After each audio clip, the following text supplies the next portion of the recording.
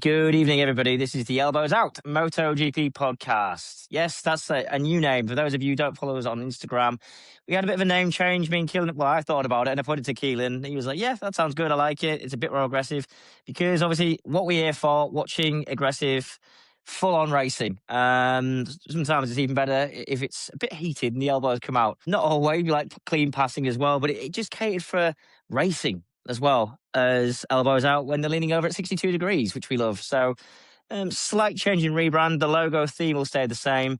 Might have a few logo tweaks in the coming months, but the theme of the yellow and the black will stay the same, just like a certain Aprilia team, 250 team from the 90s, I'm sure you know. So yeah, slight change in the name. And we have the Dutch TT review, of course, that's what you're here for, not to listen to that. But yes, thanks for tuning in as always. Keelin, how are you? Jim, I'm good. And ladies and gentlemen, it is, of course, great to have you back on the Elbows Out MotoGP podcast, not Elbows Down. We've gone through a bit of a rebrand. Nothing changed but the name, as someone said. But yeah, it's same old podcast that you love and or hate, depending on your point of view. But yeah, we're back. We're here to discuss Assen. We got a lot to talk about. Yeah. And yeah, let's dive straight into it. And if you do hate our podcast and keep coming back, that's quite interesting. And please tell us more in the comments. If you hate us so much and listen to us, that'd be really interesting. Yeah, it's a bit of a bizarre weekend and quite fulfilling, actually. I was really satisfied to see Trackhouse do so well. There's doing well, and then there's winning the sprint 1-2, and there's winning the race as a 1-2. Both your riders get to win one of them. It just doesn't get much better than that, does it? Apart from winning championships, it just doesn't get better for a satellite Grand Prix team, Keelan. I mean, what a weekend for the team. Yeah, I mean, if I'm Justin Marks, I am dancing up and down my NASCAR headquarters somewhere in North Carolina right now because you cannot ask for a better weekend than the super file Trackhouse Racing team had at the weekend. I gotta be honest, I don't know what super file is or what they do, but I know they're the new sponsor. But that's not really important. What is important is they achieved a 1-2 in the sprint and the main race, which is something very few teams can claim to do. A remarkable result. Both riders rode phenomenally, and they should be exceptionally proud of what they've achieved. Massively, yeah. I will get on to that, but I will say really quickly. No, it's fine you mentioned the Superfile thing because it made me think, well, Gulf, you really messed that up, didn't you? You could have just put your hands in your wallets and said, right, title sponsor, here you go. How much do you want? And yeah, they'd have had Gulf winning winning a sprint and won earlier in the year and winning a Grand Prix and having, their logo all over the podium, Parc Ferme. So, and we would have had a better livery as well, unless you would like the Superfile livery. I'm not a massive fan, but I think it's data sharing on me, data storage or something like that. It's quite a trick. It's not like just a cloud service as far as I know, but anyway, as you said, that bit's not important. But I just wish it was Gulf. But you can't get much So better do than I. that. Yeah, I still haven't bought that t-shirt either. I need to at some point. You cannot really get much better. I mean, Raul was very aggressive, but calculated. I was just playing the long game, which you can't really do to win a race in the sprint. And he did have better pace to a degree in the sprint, but it's just too little too late from I. He does that thing, doesn't he? Several riders have had in the past years of being slow to begin with and then building themselves up. Bastianini was a great example of having a bad Saturday qualifying and then just having enough pace just to scrape the win at the end. Although I did more than that, Keelan. He won by 2 seconds. I think he was like P6 after a few laps, fought his way through everyone. And then before he knew it, he was behind Raul and Jorge Martin, caught them, had the rear device lock on after turn 1. It wouldn't release until he got round the 2 hairpins, and then it released again. He had to do all that work again and still caught them. And still created a gap of 2 seconds before. It's like, how much tyre do you have left? He's on legal tyre. Just incredible tyre saving from Ogura, Keelan. Yeah, he seems to me, obviously it's only one race, so it's pretty early to judge, but he does seem to be like a much better version of Enea Bastianini, where he Yeah. can keep a lot of tire preserved, but also keep the pace at the front, or at the very least front adjacent. I thought he was exceptional. I thought he was brilliant on Saturday. I thought he was unlucky maybe not to win the sprint too, but he's not going to complain about that. You know, getting a podium in the sprint and winning the main race, he will, just like any other rider would. they'll take that any day of the week. But I thought he was amazing on Sunday. And like you said, that rear ride height device locking after turn one, and you could see him fighting to try and get it unlocked again. And then when he got it unlocked, he made passing Raul Fernandez and Jorge Martin look pretty easy. It was quite remarkable, actually. It was. He didn't make any bones about it either. Well, that's not I, anyways. He's ice cool, chill, and that new podium ceremony was absolutely not for him. And probably a lot of people won't like it either. You'll get used to it, but for someone who's quite cool, and collected, and obviously a lot of Japanese riders in the past would be similar. Just it's not what their sort of thing is. Having get rising from the smoke on your bike, like stars in their eyes. He's trying to hide behind his bike. He doesn't want any of that shit. That made me laugh. But he is quite. Everything about him is really cool and chill. He reminds me a bit like Kimi in F1, minus the well. Maybe as he gets older, he might have some better one-liners as he gets older, right, Europe. But yeah, I think he's brilliant. I love him, and I do hope though, and I always see this long game, folks, but I do hope that going into a new era and a reset, the Yamaha is not massively uncompetitive, because then we'll just see him drop off the face of the earth for a year or maybe more. But we'll get into that as the tests go by. But yeah, he strikes me as someone that wouldn't be a loser anyway. He'd be that guy. He'd be able to make something work from nothing, like Fabio Quartararo can do. I really get that impression. But we'll cross that bridge when we know more about the Yamaha, folks. But for now, we must admit, though, Ken, we did predict this, didn't we? We predicted it was going to be a Aprilia circuit. Everyone did. And just the corner speed and direction change, especially through that chicane. You've got Ramchuk, that left-hander, which we'll get onto for the Bez accent. We did predict as well we predicted for Bruno that the Trackhouse team would do well. We just didn't predict this. But the corner speed thing, you could see it evidently in qualifying, couldn't you? Going through the last chicane, you could see Digi up on the split, and Mark and Pecco and Acosta, right? I don't know if you saw, folks, but when he got to they'd lose it all in practice sections or qualifying. They'd lose everything in the last sector because the Aprilias were able to make it up literally on the direction change of the last chicane, Keelan. Yeah, you could. And like you said, we sort of predicted not the exact result, but we did predict that Aprilia was going to have a pretty good weekend one way or the other. And the best thing about Assen is that it might be the only corner on or it might be the only track on the calendar I can think of that doesn't have any real hard braking zones at all, pretty much anywhere during the track. It's basically one flowing corner into another, into another, into another, and it's all about carrying corner speed. It's not about hard braking. So the bike that can flow the best is going to do the best, and the Aprilia flows the best, so it did do the best. And yeah, like you said, through the different splits with Fabio Di Giannantonio and Marquez and Pecco and Pedro Acosta, you could see them making up time in certain areas, but then their momentum would just be knocked back again because Yeah, the Aprilia yeah, was good everywhere throughout the track. So it's a real testament to Aprilia with what they've created, that they've got a bike that yeah, can flow better than anything else out there. yeah. Yeah, you say that about Aston though, but don't you think turns 3 and 4 is a pain in the ass? I know that sometimes you can have some overtaking there, but turning right for an eternity for a very sharp left that pretty much goes back on itself is the only annoying part of Aston. But it can create some different lines, can it? I like it when people go really wide for turn 4, so they can have the cutback and the exit speed onto the straight. That's interesting, I know, but when you look at the flow of the old Aston pre 2005 or pre 2006, wherever it was when it changed. It was all like that. It was all fast. So yeah, I don't think it's going to change anytime soon. But the rest of the lap is brilliant. I love Assen, and yeah, it's definitely one. I haven't been to Assen yet, but I will do one day. Agura's.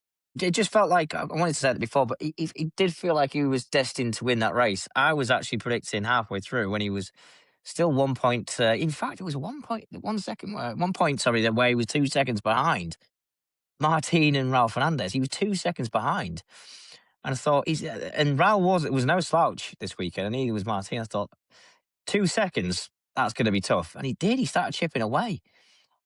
Really impressive, folks. And if he can continue to do this, I do believe that he could be a championship contender. There's no reason really why he couldn't be.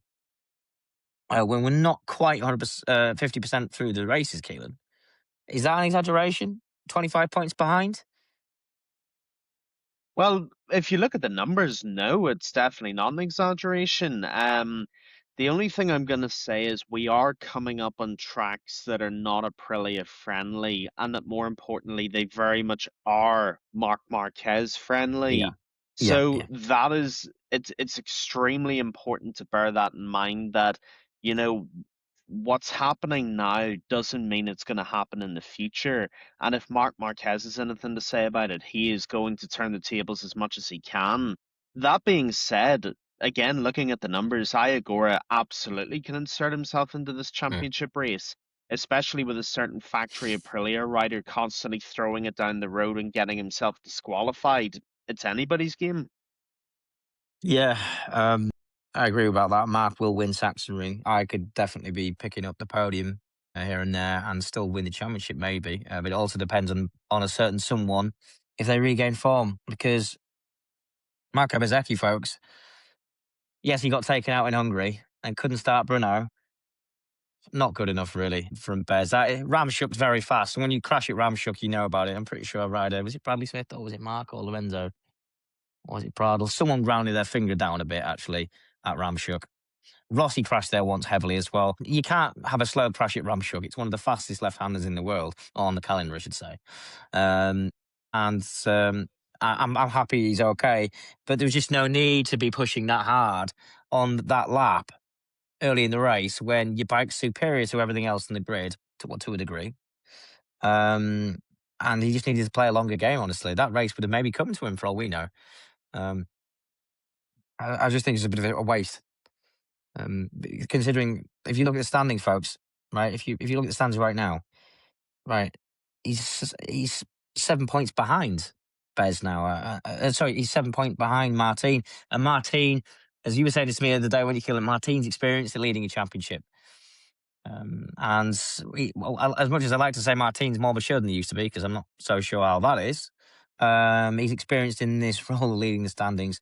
Agura is at one place ahead of Mark, P4 in the standings, and 25 points behind Mark 40. So yeah, he's also played for.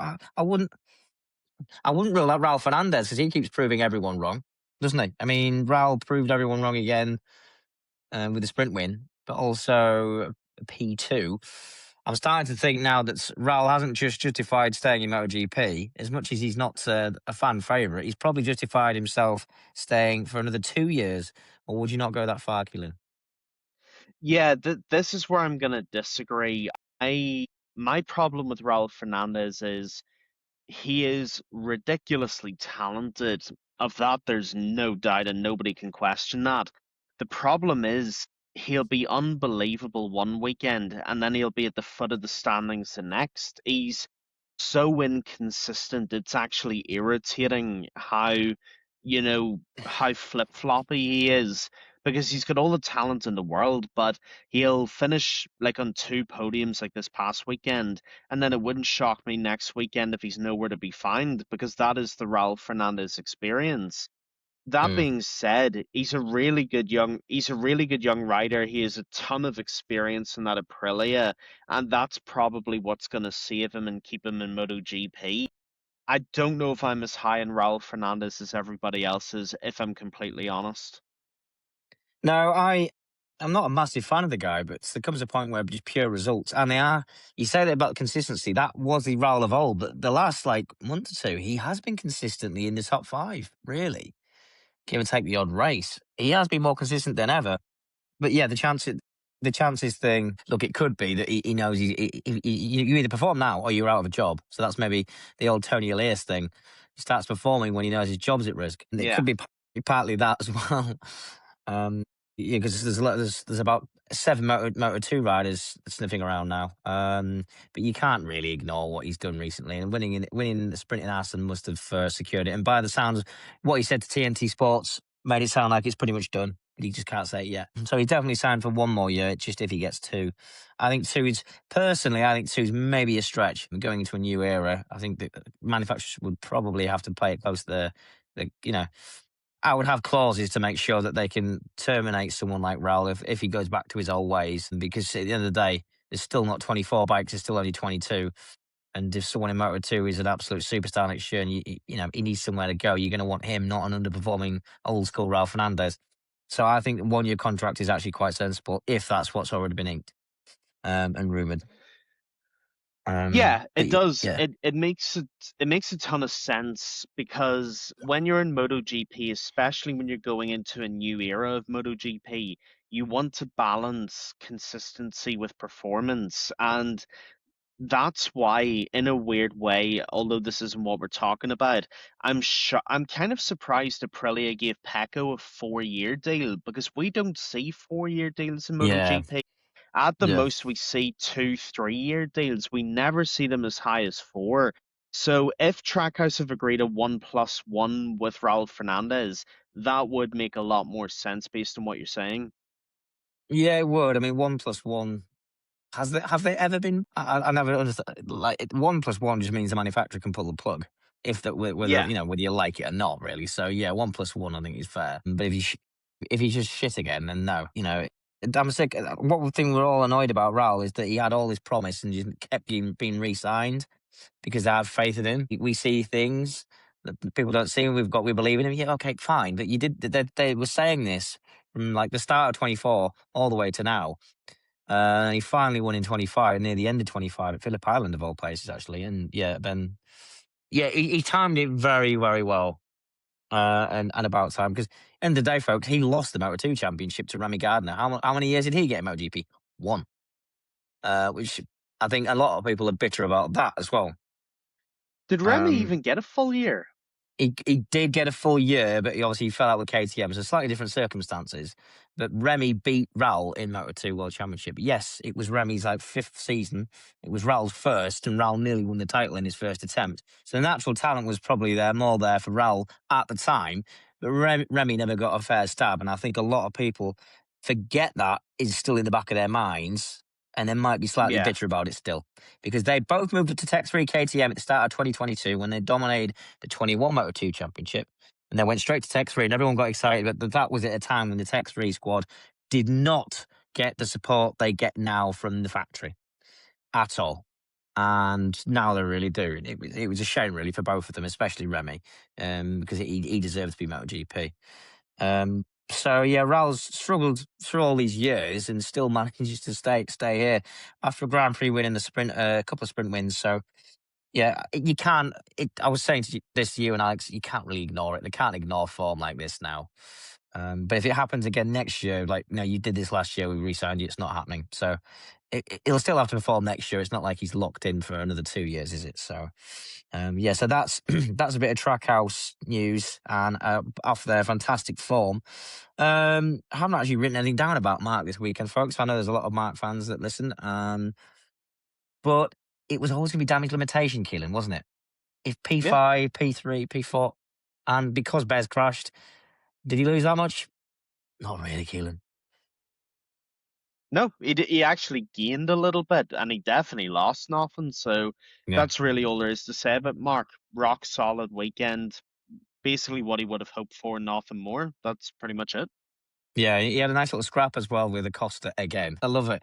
When Aprilia are romping off with it, those two, Mark, I swear he always retaliates the Pedro Costa more than anyone else. Have you noticed that? He retaliates the Pedro like more than ever. Like it's almost like he's annoyed that he's been passed by Pedro. Hungary was a brilliant one, but it doesn't matter where they are in the field. If they're first and second, if they're fifth and sixth, they still knock absolute spots off each other. It's brilliant to see. It's almost like It Mark's. No, is. it's almost like Mark's like it's not happening yet. I'm still the king, and you're the pretend little prince. Just pipe down, little one. Yeah, it's not so fun being in the Rossi position anymore, is it? Yeah. But I tell you what, that brings us on to something that's really, really pissing me off. I'm sure many of you guys and Keelan too. This KTM of Acosta's keeps cutting out. Now, over the weekend, I think it happened 3 times. In the race, I know it wasn't that. Pedro assured us it wasn't that. It was something to do with like carpal tunnel, I think it was actually. But Keelan, what do you know about this? Because not KTM said they fixed it. Had they bollocks? Yeah, well, one thing KTM are doing is they're lying out of their ass to everybody, and they're not Yeah. even doing a terribly good job of it. This needs to be investigated, and it needs to be investigated quite urgently, because this isn't funny, or this isn't a meme, this isn't a joke. We've Well, this is seen what's potentially happened to lethal. Alex. Yeah, Yeah, yeah, yeah. we saw what happened to Alex Marquez in Catalonia because Pedro's bike cut out in the middle of the track. How many times are how many times are we going to allow this to keep happening? And granted, on Sunday it seemed like Gremlins got everybody. Yeah, it just affected everyone. It was really, really bizarre situation. But, Dorna, the safety commission, whoever, somebody has got to unlock these bikes and inspect them from head to toe, because it keeps happening, and it keeps happening to Pedro Acosta's bike, and it's becoming a dangerous problem, I have to say. Yeah, it was spooky in the race. It turned out not to be that, but obviously Pecco had an issue as well. It was almost like all the bikes were having these cutouts. But yeah, back to this KTM only. It's scary because it's scary, especially because you know it could happen on an opening lap. If it can Yeah. happen at any time, and it was halfway through the race or a quarter of the way through the race when it happened in Catalonia and sent Alex Marquez into the shadow realm. If it's lap one and it's on a straight and you're in the lead, or mid park, it's just you don't even want to think about it. And the sport got away with it. Alex got away with it once, right? It's a serious warning to the safety commission. Seriously, stop dicking around, because this is going to make if we lose someone, that's bad for a zillion reasons, or for obvious reasons, right? And the family and everything like that. But also, when MotoGP have just been bought by Liberty, it looks bad in another commercial ways, which is obviously secondary to family and someone's safety. I'm just saying, if this is something we can stop now, just stop it. I mean, I know it's more complicated than that. If it's a highly technical glitch that the FIM, the Safety Commission, will struggle maybe to find it straight away. But how are they going to police it? And how are they going to get KTM to follow through with it? Do they have to redesign part of the bike? They don't. They won't want to do that, Keelan, but they're going to. But they have to. If it's probably something out of the technical range of me and you, isn't it? Let's be honest, we're not engineers. Regardless, we've got some. I mean, Sachsenring, that's a very tight circuit as well. It needs to be fixed for Sachsenring. They should be granted a test, is what I would recommend, wouldn't you? Like, Yeah. because of what's happened, maybe use Mika Kali or something like that to use Pedro's bike or a couple of KTM's and just do lap after lap and analyze it. Would you say? I mean, surely that's what they'll be granted. That's all I can think of. Yeah, well, with the utmost of respect, I don't give a good goddamn what KTM wants or doesn't want to do. If you want to put Yeah, a MotoGP bike out on a live track, make sure the thing's safe, and more importantly, make sure the bloody thing works and can last the length of a race. Because yeah, we very near, I mean, let's be very clear about something here. That Alex Marquez crash in Barcelona could have and arguably should have ended much more tragically than it did. Alex Marquez could have lost his life, and he's very lucky he's still here in the land of the living. There's no guarantee that happens again next time. There's no guarantee that a bike cuts out again, somebody hits it, and they don't make it out of that incident. We need to be very, very clear here, and we need to be very serious about what's at stake. It's beyond the minimum expectation that a MotoGP bike is safe enough to last the race without cutting out. I don't know what the technical issues are. Like you rightly said, we're sadly not MotoGP engineers, much as I wish I was. But what is going to have to happen here is KTM is going to have to bring a bike to the circuit, and the safety commission is going to have to unseal it, go through it with a fine tooth comb, and they are going to yeah, have to work out what's going on here. Because I'm gonna be honest, if I were a rival rider, I don't know how safe I would feel going out in the track with a bike that's potentially gonna cut out while I'm in the middle of trying to race against it. That shit's dangerous. It's mm, terrifying. You know, mm, I'm sure as a rider you can fathom and you can accept, the thought of getting into an accident because of someone making a stupid decision or something like that. mm, Nobody should have to go onto a live track with the fear of mm. crashing because a bike cuts out all the time and it's not made well enough to be No, safe enough to last the race distance. That's not good enough, and this has to be resolved, and it has to be resolved now. This yeah. can't go on. No, it can't. And if it did happen again, and somehow it's they get away with it, like I don't know, someone goes into the back and it's round a corner when it happens, and they both go into the gravel. The rider that was taken out will hit the roof angry, and then he'll have his team on the side against KTM, and they'll have to pull out the next race. I just hope it doesn't take another accident for that to fucking happen. Um, because it is at this level as well. I mean, sort it out. Sort it. If this was Formula One, they just wouldn't allow it to happen. You wouldn't be able to go on track again. If So yeah, this were, sorry, just real quick, sorry. If this that's were right. F1 and this were, I don't know, pick a random, if this were a Racing Bulls car that kept cutting out in the middle of a race, they'd be grounded immediately and they'd be blacklisted until they got the car working again. You know, for the love of God, people, this isn't some rinky-dink local championship. This is MotoGP. Yeah, This is this the is the point. Yeah, pinnacle of This is the pinnacle of motorcycle racing.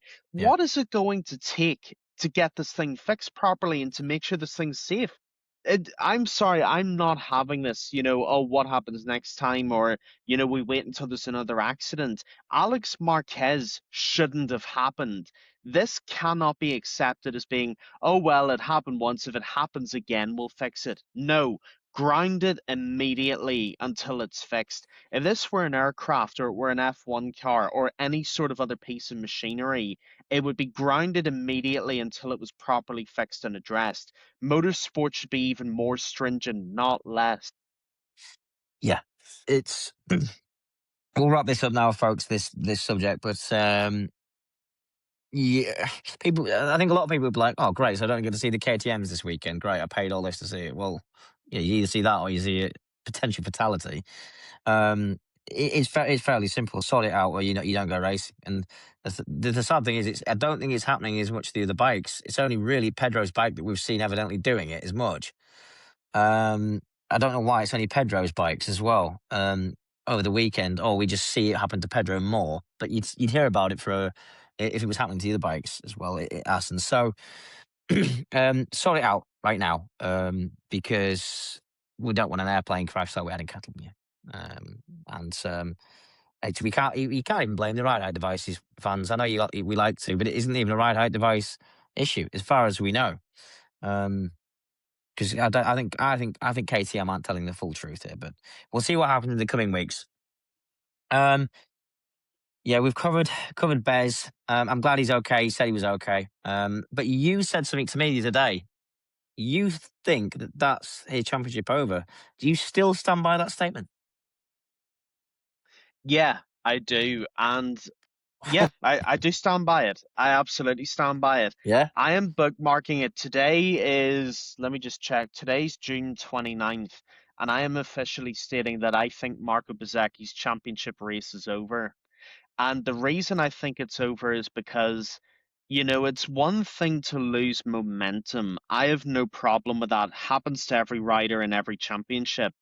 What is unacceptable is completely surrendering a 100 plus point lead in the space of 3 or 4 weeks. That can't happen. That cannot happen in any championship, and it cannot happen to any rider or any racer, especially when you've never won it before and this is your best chance of winning the whole thing. Yeah. You Yeah. can't capitulate this badly. It's not good enough. Yeah. And the worst bit is, okay, yes, he has had some bad luck, and I accept that. But you have to control what you can control. Things like crashing out in Brno and slapping a marshal. Where did you think that was going to get you? All you did was throw away a quarter of your total lead. And now look where you are. You've lost the lead in the championship, and there's no guarantee you get that back again. I just, I, the thing is, I'm not happy because I really like Marco Bezzecchi. I'm a really, Yeah. really big fan of Bez. Yeah. I'm not happy predicting that he's going to lose this championship, but I have to call it the way I see it. What you are seeing is the inexperience and the immaturity of somebody who is now, for the first time, feeling the expectation of winning a world Yeah. championship. And this is where, whether you love them or whether you hate them, doesn't really matter what side of the line you fall on.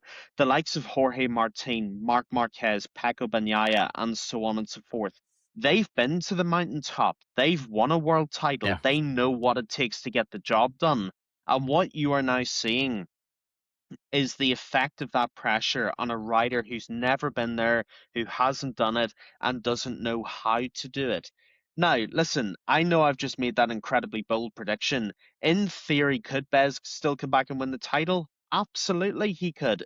There's still so many points left to play for, but he has got to change his attitude and his Yeah. maturity and his mindset Yeah. so much between now Yeah. and the end of the season.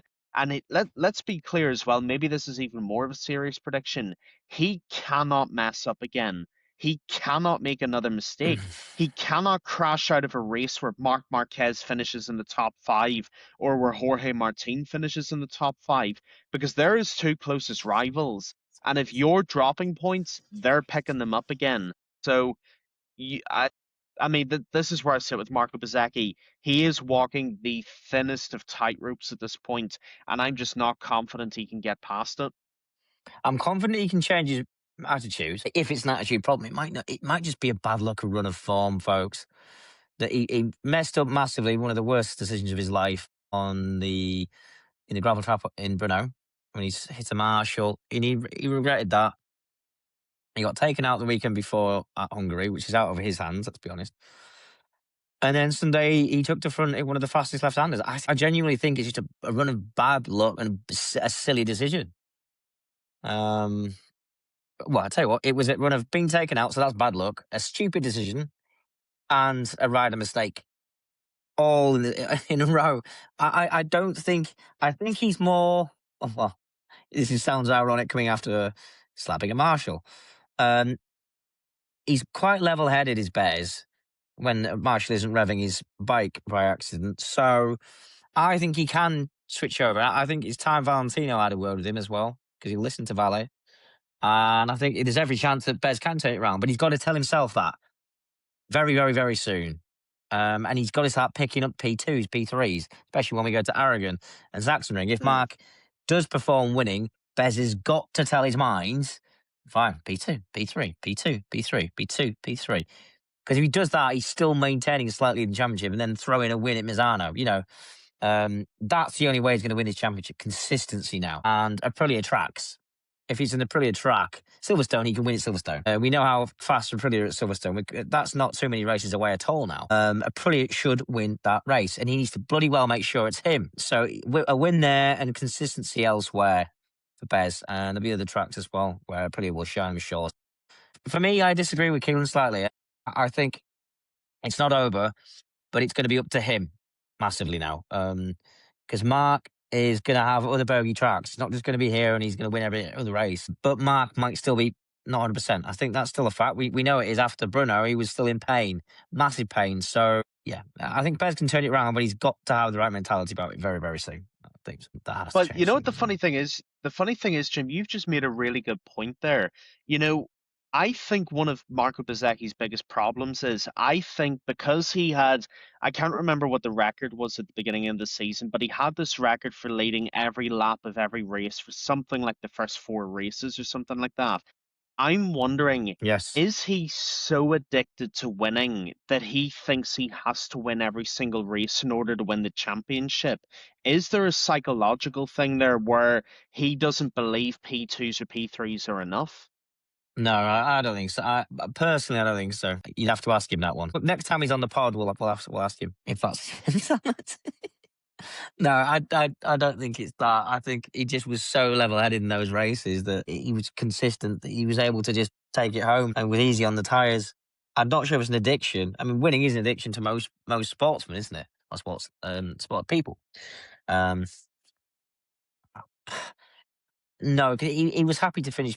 He's had a few seconds this year, third. So I just think it's a run of bad luck, bad decision, and a silly mistake. I say silly mistake. Riders make mistakes. Mark's crashed. How many times has Mark crashed at fast corners, though, Keelan? Do you know what I mean? In races. Mark's crashed many times in fast corners in races. So Bez is allowed one as well. But Mark can obviously then come and dominate the next race. I know that's the difference sometimes. But as long as things change soon and he's hitting consistent podiums, then the championship's still on. So that's basically the message I've got for everyone. But um, we all know this, already knew it anyway, Keelan, but we officially got our first rider announcements for 2027. Mark, Hmm. we knew would announce first, so he's now resigned till the end of 2028.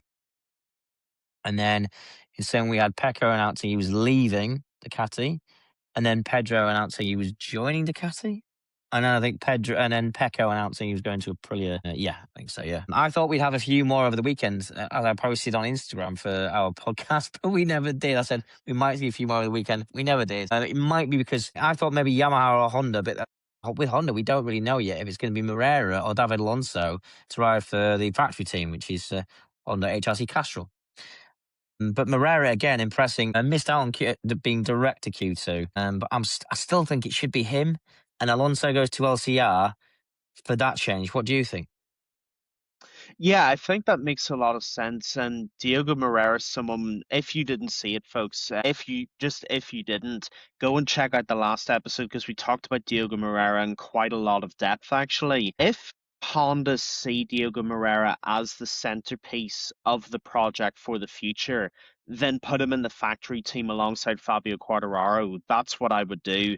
And then if you are intent on bringing up David Alonso, open up the HR or the LCR space, like you said. It really depends on where Honda see this going. I mean, we thought it was pretty nailed on that that's what they would do. Yeah, Maybe they have a we did. different plan in mind. Maybe they have different riders in mind. I mean, nothing's official yet. But yes, to answer your question, I would do exactly what you said. I would basically do Diego Moreira, Fabio Quartararo at the HRC Honda Castrol factory team, and then I would put David Alonso in LCR alongside Joan Zarco maybe for 1 or 2 more seasons. Yeah, the Zarco thing's up in the air, but apparently he has a contract for next year, and it would be nice to have them to have some more senior experience. I think I really want to see Zarco in MotoGP next year because I I love wasn't. having Zarco in Yeah. Well, MotoGP. I really do. before the accident, Catalonia, he was just brilliant in any wet or dry race this year. Remember that when he kept fighting back at Jerez? He was Yeah. brilliant. He was just brilliant. He still is brilliant. I just hope he can make a full recovery. Anyway, away from the Hondas, it seems to be the constant dominant talking factor for silly season over the weekend was the Tech 3 seats. And this after we'll talk about Motor 2 because it marries up quite nicely here. Um, the Tech 3 seats are pretty much the only ones left that aren't really sure.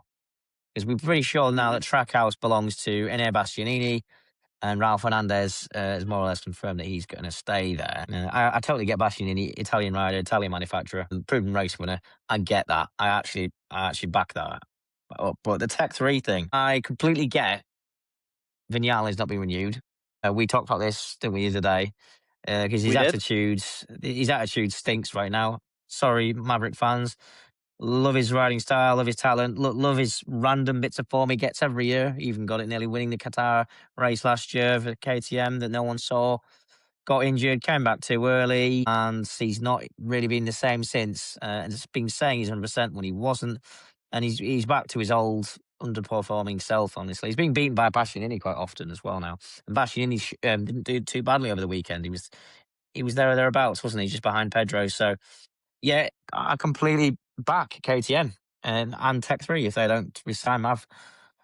He is going to be remembered as one of the most naturally gifted riders ever to never win a MotoGP World Championship, and I'm not surprised. He's just not the full package and professional enough. I'd happily replace him with Manuel Gonzalez at Tech 3 or my Aegis, center Aegis, and truthfully, I think it should be those two that move up. There's talk of Luca Marini, Keelan, going to Tech 3. Oh my goodness me. That surely is only a technical development way of thinking. Because Marini is not. Yeah. His time is up, man. Surely. What do you think? Yeah. Look, first of all, the first 90% of what you said, you took the words straight out of my mouth. I agree with every word you just said about Maverick Vinales. He is arguably the biggest what should have been story, maybe in Yeah. the history of modern MotoGP. supremely talented, smoother than butter. You know, I remember his Yamaha days, and some of the best rides I've ever seen were Vinales on the M1. Then he tried to blow it to pieces. Obviously, that didn't end very well. Yeah. Went to Aprilia, couldn't get on with them either. Then he got a chance at KTM. And he hasn't gotten on with them either. So, frankly, and at the risk of being overly blunt, because I appreciate I can be a little bit sort of too blunt when I talk about these things. He doesn't deserve a MotoGP seat anymore. I'm sorry, he just doesn't. And to be honest, you know, Luca Marini doesn't deserve a MotoGP seat. I don't even think Joan Mir deserves a MotoGP seat because I think he crashes far too much, but that's a Yeah. different discussion. The Yeah. fact is, there's about 6 or 7 riders that don't merit being in MotoGP anymore, and it's time we started giving other riders a chance at having a crack at this thing. Mhm. And if I was Gunther Steiner, I would be clearing house with the team, and I would Yeah. be, again, depends on what the rumor is. I personally really like the idea of bringing up Manu Gonzalez and Senna Aegis because you know what? They both deserve a bloody good chance at MotoGP. And I think Gunther Steiner's the type of personality to bring out the best in them. So I would really like to see that happen. And as for Luca Marini, all that would be is a development role. And frankly, I don't even think he's that good at that either. He's a very good communicator, is Luca Marini. All the full time journalists say that all the time, and obviously mechanics and engineers have said that he's extremely good at translating and putting across engineering feedback to engineers, I should say, and that's invaluable. That's fantastic to have. But at the same time, and it might be that Gunther Steiner wants. Yes, I want a Moto2 young gun, but I want someone very experienced as well. I'm not having two rookies. That might be a gun that could condition for all we know, Keelan. It's a risk you take. And to be fair, Marini does bring it home a lot more than Mia, although by the looks of it, I don't know how Joe Mir's got a Graffini Ducati ride, but yeah, cover that another day in the coming weeks because we might get that announcement. I know we can hit the room because I agree with you. But Marini beating Gonzalez to that ride, which, by the way, folks, from what I'm reading, it looks like that might happen. Um, Marini will be paired with Senna Aegis is the latest rumor, and Gonzalez will go to World Superbike for BMW. Always in good talks with them, so that bit's very unofficial. What is more official sounding is that we'll have Senna in TAC GP, which I'm really excited about actually. Um, he's won 4 races in the last year and a half, which is good. They're very good stats. They're up there with some of the best. He's had 2 full years less, I think, than Gonzalez in Moto2, so he's less experienced anyway. And Hmm. he's been able to beat Gonzalez in a straight fight this year as well. Gonzalez is that smooth operator who's experienced, so yes, naturally he's leading the championship, so he deserves to go up anyway. He's waited a while. And both of those two riders need to go. And MotoGP needs an Australian. I'm sorry, folks, to bring nationality into it, but if Miller goes and Miller's going because Guevara's going to move up to that team, that's more or less confirmed. We lose an Australian, and we need an Australian. And we need a fast one. And Senna, if you watched him in the Sunday's Moto2 race, folks, if you haven't seen that race, go and watch it. He was spectacular to see. He caught Mike Gonzalez and David Alonso, but by the time he caught them and used up all his front tyre, but he still had some pace and he had some fire in his heart. But he couldn't quite do it. But what a rider to watch! Center ages. He's so exciting to watch. I mean, to be fair, all three of them were. But yeah, all three of them. I want all three of them in MotoGP next year. David Alonso finally doing what we thought he'd do. Dominate. Well, start winning races, but he's doing it halfway through the season almost. Manu always in the top three, and then Senna Aegis um, leaving it a bit late. To be fair, someone put some hard moves on him early in the race. But I still think that you nurse the talent. He's only 20 years old, I think. Aegis, nearly 21. If he gets the right people around him, he could be. He's got the potential of like half the riders in MotoGP, in my opinion. And he's got Yeah. better as he had to go straight to European Moto2, didn't he? Then he went to World Championship Moto2. He's obviously a rider because of his size. It has to be on a bigger bike anyway. So I'm hoping that is set in stone at Tech 3. I think Manu's looking less likely. It just sucks that Marini and Mir are getting looked after. Maybe they're not bringing money, folks. They don't. Well, Mir might be bringing some money to Grassini. I don't think. I don't think Marini's got anything to bring. You don't really have pay rides, but they might have sponsors. We'll see. Because this is the thing, if they are losing Red Bull, which is what's been rumored, it might be beneficial to Gunther Steiner, who is used to having drivers bring big money in F1, but that's another conversation. Um, but yeah, I think it's over 50%, isn't it? That May stats say that he's DNF'd out of the last couple of years. I actually think it's something closer to 60 odd percent. Yeah, it's something really, it's far too big. Yeah, it's not good. And that was again, I think apparently he didn't even last a lap at Assen 2025 either. I wonder if he just thinks, well, I finished both the sprint and the race in Brno, so it doesn't matter what I fucking do here. Did I finish the last race? But anyway, away from me, I said I was going to not talk about him, and I did anyway. So, but yeah, folks, if you haven't seen that Moto2 race, you need to bloody watch it. That honestly, I got nervous watching that, Keelan.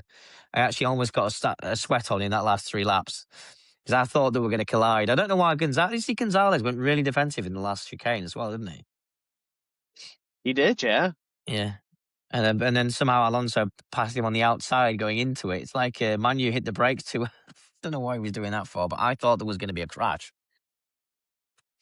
But yeah, other than that, I think that was pretty much it for Moto2. I didn't really want to look at the order of anyone else. But yeah, Moto3. Well, what can you say about Moto3 other than Keeler's having the measure of Almansa? And I was almost convinced Almansa was going to have a go on that last lap. I'm But surprised he didn't. I think he was close enough in the early part of the lap. He was obviously thinking, no, I'll have more opportunities as the lap goes on. But it's easy for us to say on the sofa. Keeler's just had the measure of him on the brakes anyway, going into the second half of the lap. And after that back straight, that was it really. Keeler's is now, what is it, 8 races out of 10? Or 6 races out? It's something ridiculous. It's just obscene. I think, yeah, you might as well give him the crown now, to be fair. Although we have seen people come back from this before, but I don't think there's anyone that's really in Moto3 this season anyway, strong enough to challenge him for the championship. I think he's stomped his authority on a championship harder than I think the last person that did this sort of thing was probably Marquez in 2014. Do you remember when Mark won like the first 10 races, which is obviously more dominant, but I don't think this feels like anything other than that. Do you know what I mean? Keeler just feels that much better than anyone Yeah. else. I think what happens is, especially in a classic Moto3, every sort of few years or so, you see a rider that's just so clearly more dominant than the rest. Yeah. So the most recent one I can think of was probably Pedro back when he was in Moto3, and you just got the feeling that he's just going to whip everybody in every race. I mean, we call him Pit Lane Pedro for a very good reason, because he started a race. It might have been in Qatar in the pit lane, and he Yeah, the pit still lane. ended Yeah, up yeah. winning. And the Max Keeles gives me those exact same vibes of being a generationally great motorcycle racer. And I just think, he is someone you are going to see win he's probably going to win Moto3 this year, could very Oh, well yeah. win Moto2 next year, and he is a future star in MotoGP because he's that good. He just is. Yeah. No, John, I heard some people saying there's rumours that he goes to MotoGP next year, skip Moto2, Nah. like Jack Miller did. But I think that's unnecessary, really. He is going to get to MotoGP. It's that if that was to happen, that'd be manufacturers just getting greedy and say yes, just feet on the ground with that one. But we haven't forgotten about David Alonso. His Moto3 campaign last year was one of the best ever as well. We haven't forgotten about that. But Keelan's basically getting it. The shock and awe to the system of having someone like Costa did from the back of the pit lane in Qatar 2021. Yeah, That's 21. why he didn't dominate that as much as Alonso dominated Moto3 last year. However, he shook the system more than I think Alonso did because no one has seen that before in a grid that stacked and starting from pit lane with a grid as big as Moto3. And Pedro deserved that championship in the end. He did die off in the end a little bit, But yeah, he'd done so much in the first half of the year, it didn't matter. But never forget, folks, he was a rookie as well, was Acosta. David Alonso was in his sophomore year when he won the championship. But yeah, the Keyless is definitely on the list with those guys. In fact, in some respects, for all we know, we could see Keyless go to MotoGP and he'd be better than David Alonso. And that wouldn't surprise me. But we're a long way from that happening yet. Well, maybe it might just be 3 years and then they'll be racing each other in MotoGP. But yeah, that's more or less it, I think, from Assen. Other than what we spoke about, I think that's it. Yeah, I got to be honest, I can't think of anything else. We've covered rider news, we've covered the weekend. I can't really think of anything else. I think that's pretty much it. Yeah. Yeah. Yeah. Well, thanks for tuning in, folks. And yeah, but Keelan, thanks for joining as always. Hey, pleasure as always, Jim. You know I enjoy it. Cheers, guys. And cheers, Keelan. All the best.